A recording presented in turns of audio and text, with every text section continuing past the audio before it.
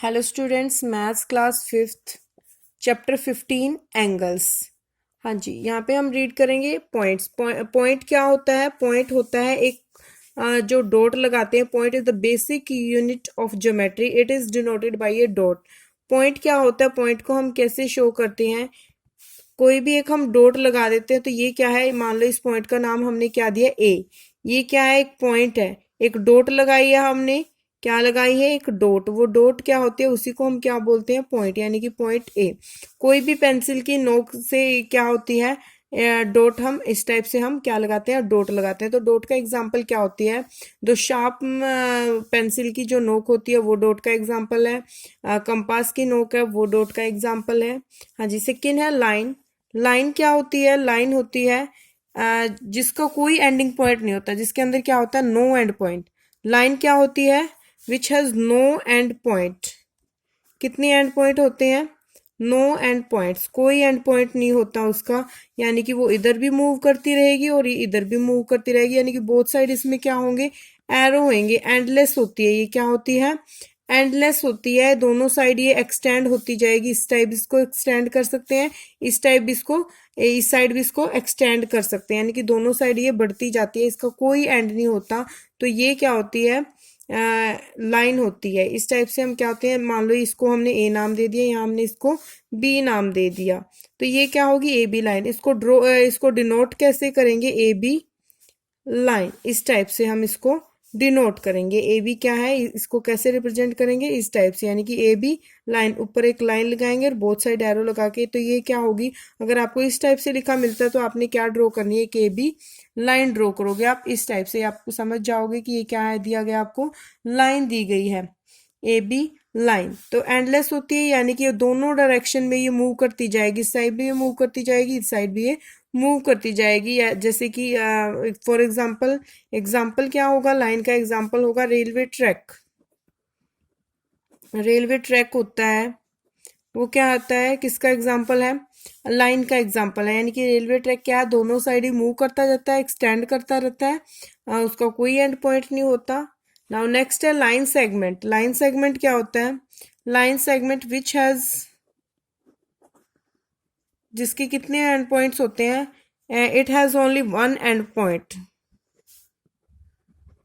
Sorry, it has two end points. कितने end points होते हैं लाइन सेगमेंट के? Two end points. दो एंड पॉइंट्स होते हैं, क्योंकि इसकी एक क्या होता है? It has a fix measure. Measure इसका क्या होता है? मेजर फिक्स होता है, यानी कि इसको हम इस टाइप से डिनोट करते हैं। लाइन लाइन सेगमेंट होता दिया है तो इस टाइप से सेगमेंट को ऐसे, ये क्या बनेगा? एक लाइन सेगमेंट बनेगा। ए बी ले लेते हैं नाम, तो क्या हो गई? A B line segment. इसको ये इस टाइप से शो करेंगे। और इसको रिप्रेजेंट कैसे करना होता है? अगर हमने ए बी को शो करना है कि ए बी क्या है? लाइन सेगमेंट है या लाइन है, तो हम लाइन सेगमेंट को इस टाइप से एक लाइन लगाएंगे ऊपर, यानी कि ये क्या होगा? A B line segment. इस टाइप से हम इसको रिप्रेजेंट करेंगे। ए बी क्या होता है? Line segment. यानी कि इसके क्या होते हैं? टू एंड पॉइंट होते हैं। एक एंड पॉइंट ए और एक एंड पॉइंट क्या होता है? यहाँ पे बी। मान लो ये यहाँ से शुरू हुई है तो ये यहाँ पे खत्म होगी, यहाँ से शुरू हुई है तो यहाँ पे खत्म होगी, यानी कि दोनों साइड हमें पता होता है कि ये यहाँ पे शुरू हुई है और यहाँ पे खत्म, यानी कि इसका फिक्स मेजरमेंट होता है, फिक्स वैल्यू होती है। हमें वो क्या दिया होता है कि इतने सेंटीमीटर की है, ये इतने मीटर की है, इस टाइप से हमें फिक्स मेजरमेंट दिया होता है। तो इट मीन्स क्या होता है? वो लाइन सेगमेंट। हाँ जी। नेक्स्ट है रे। फोर्थ रे है। रे क्या होता है? रे होते हैं जिसके एक line segment which start A point and extend endlessly, यानी कि जब इस एक किसी भी लाइन को हम एक लाइन सेगमेंट से उठाएंगे, यानी कि फिक्स मेजरमेंट से उठाएंगे और उसको हम एक्सटेंड करते जाएंगे, तो वो क्या होती है? वन साइड जिसको एक्सटेंड करते जाएंगे एंडलेसली, हमें नहीं पता एक साइड में इसका एंड कहाँ हो रहा है, तो वो क्या होती है? रे होती है। यानी कि it has only one end point, is had only one end point. रे के कितने एंड पॉइंट होते हैं? ओनली वन एंड पॉइंट होता है ये, यानी कि एक एंड पॉइंट होता है और इस टाइप ये एक्सटेंड करती जाती है, इस साइड इसका एंड पॉइंट नहीं होता। यानी कि अगर हम ए बी रे लेते हैं तो ए बी को कैसे रिप्रेजेंट करेंगे? ए बी एंड ऊपर लगाएंगे हम एरो, इस टाइप से हम रिप्रेजेंट करेंगे ए बी रे को।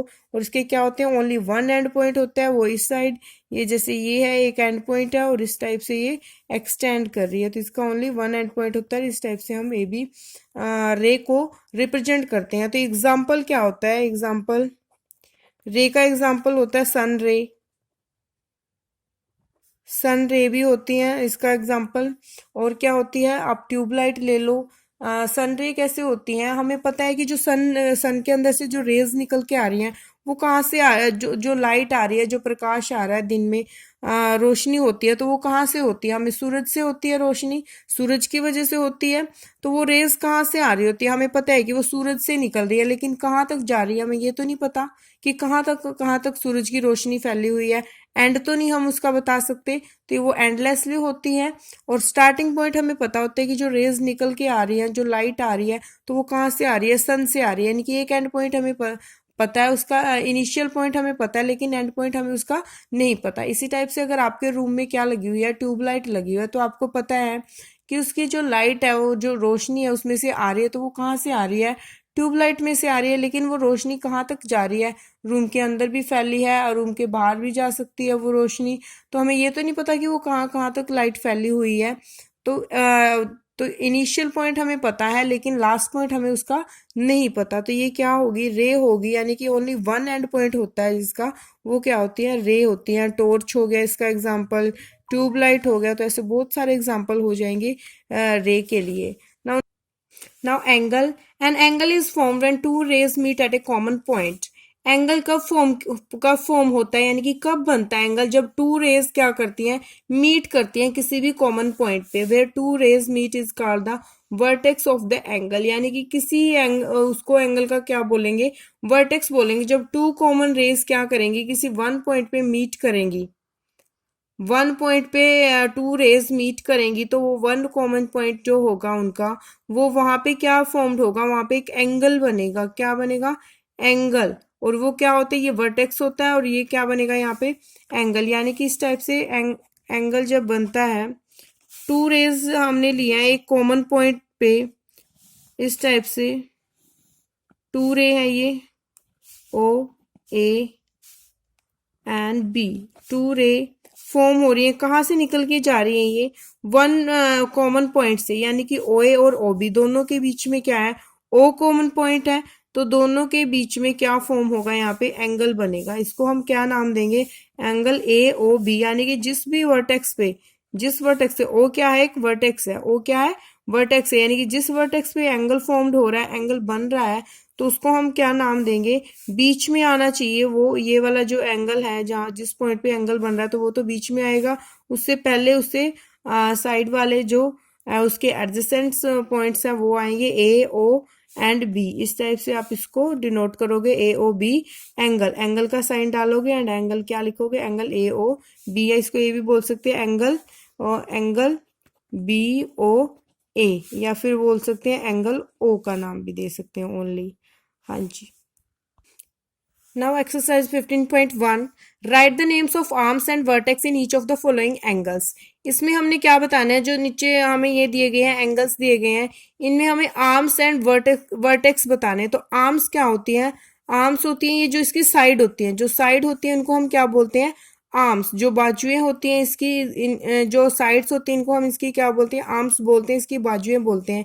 यानी कि इस जो ये टू लाइन्स है इसमें, तो इसकी आर्म्स क्या होगी, ओडी और ओ ई, ये क्या होगी, आर्म्स होगी। और एक पूछा गया वर्टेक्स, वर्टेक्स क्या होता है, कॉर्नर, वर्टेक्स होता है कॉर्नर, यानी कि जहां पे भी वो दोनों मीट कर रही हैं, टू लाइन सेगमेंट या टू रे जहां पे भी मीट कर रहे हैं, टू रे जहां पे भी जिस पॉइंट पे वो मीट करते हैं, तो वहां पे क्या बन जाता है, वर्टेक्स बन जाता है। तो वर्टेक्स क्या होगा, पॉइंट ओ पे क्या होगा, वर्टेक्स, ओ क्या होगा यहाँ पे, वर्टेक्स।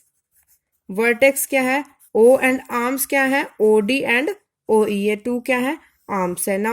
बी पार्ट में भी हम आर्म्स बताएंगे, तो क्या होगी, C B and B A, C B और बी ए क्या होंगी, टू आर्म्स। और अगर वर्टेक्स पूछा जाए तो वर्टेक्स क्या होगा, C B and B A क्या है, आर्म्स है, और वर्टेक्स क्या होगा on point B. Point B क्या होगा, ये होगा वर्टेक्स, बी क्या होगा, वर्टेक्स पूछा गया तो वर्टेक्स क्या होगा, पॉइंट बी। और जो ये हमने आर्म्स लिए गए हैं, आर्म्स क्या लेंगे हम, बी सी, बी पॉइंट से लेंगे क्योंकि यहाँ पे बी दोनों का कॉमन पॉइंट है। बी सी और बी ए लेंगे, एरो वाली साइड हम यहाँ पे मूव करेंगे तो क्या लेंगे, B C and B C और बी ए, आर्म्स क्या लेंगे, B C and B A. Now C part है, सी पार्ट में भी सेम हमें ये एंगल दिया गया है, यहाँ पे क्या है, ए बी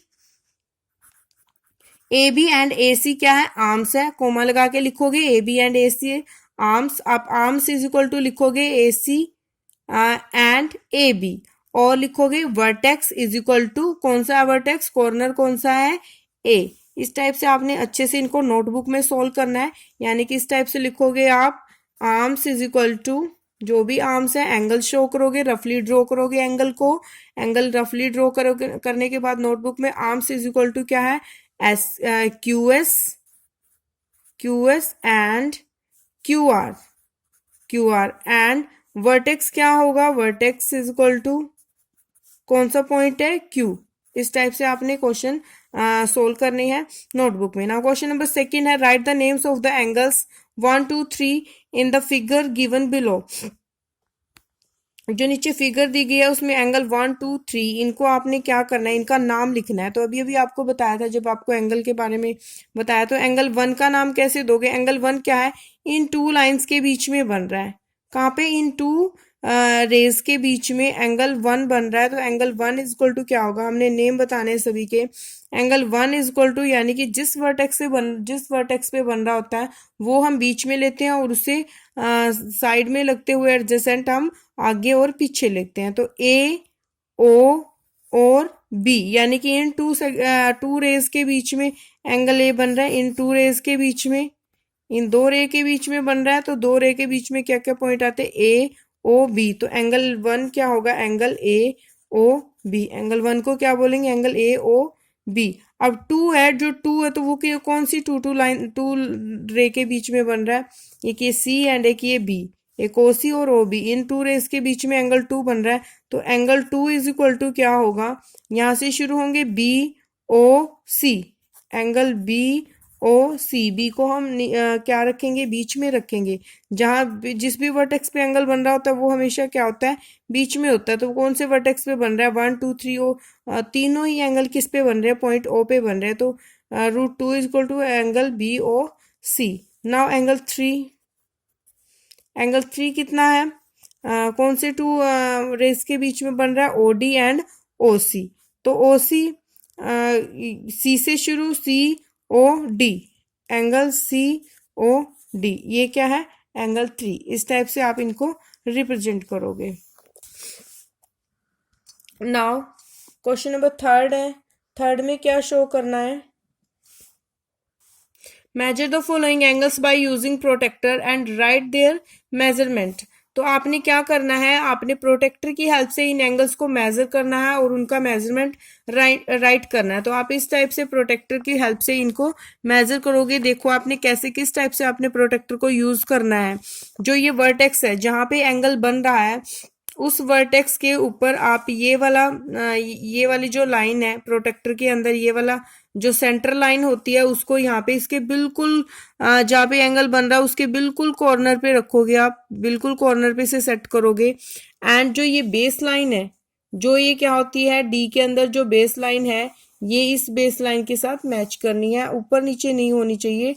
और ये यहाँ पे रखोगे इसके बिल्कुल कॉर्नर पे, हाँ जी कॉर्नर पे रखा हमने सेंटर को, और ये लाइन को हमने इस टाइप से लाइन के ऊपर रखा। ये ऊपर या नीचे लाइन नहीं होनी चाहिए, ये जो बेस लाइन है वो प्रोटेक्टर के अंदर जो लाइन है उसके उस लाइन के साथ ही होनी चाहिए। इस टाइप से ये हमने एंगल बना है। इस टाइप से हमने आपकी प्रोटेक्टर को एडजस्ट करना है। एंड आप जीरो से जाओगे, इस साइड आपने क्या देखनी है, जीरो देखनी है। 180 से शुरू नहीं होना, जीरो से शुरू होगे, बिकॉज जो बेस लाइन जिस तरफ होती है, अगर इस तरफ बेस लाइन है तो इस साइड जीरो से शुरू होंगे, अगर उस साइड बेस लाइन हमने ज्वाइन करवा रखी है तो उस साइड हम जीरो से शुरू होते हैं। तो यहाँ पे बेस लाइन इधर है बेस लाइन, तो यानी कि हम जीरो से शुरू होंगे। तो एंगल कितने डिग्री का बन रहा है, ये 60। कहाँ पे जा रही है ये लाइन, 60 के बिल्कुल सामने जा रही है। तो एंगल कितने डिग्री का बन रहा है, 60 डिग्री का आप यहाँ पे राइट करोगे तो 60 डिग्री का एंगल है ना। ऐसे ही सेम आप नेक्स्ट में देखोगे, जो सेंटर पॉइंट है वो इसके सेंटर में रखोगे, बिल्कुल बीच में, एग्जैक्ट इधर उधर नहीं हिलना चाहिए। एंड जो बेस लाइन है उसको भी आप एडजस्ट करोगे एक साथ, बेस लाइन को यहाँ पे एडजस्ट करोगे और सेंटर को भी एक साथ यहाँ पे आप एडजस्ट करोगे। नाउ सेट करके इसको चेक करेंगे हम कौन सा एंगल बन रहा है।